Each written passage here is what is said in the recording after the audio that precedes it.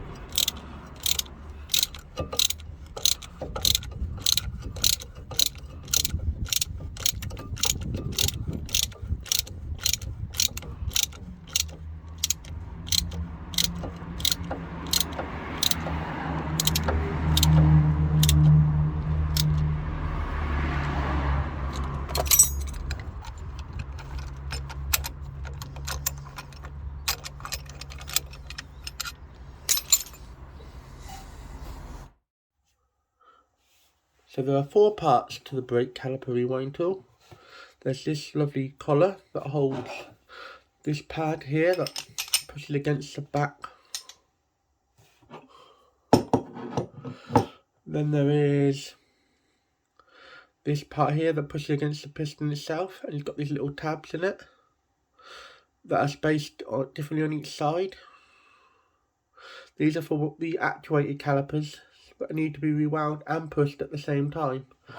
And then we have the drive screw. It has a 19mm end here, and it has a ball detent end here for holding on this bit.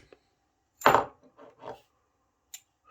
obviously I've completely disassembled it, but as you can see, let me pull that off. It goes back together super quickly.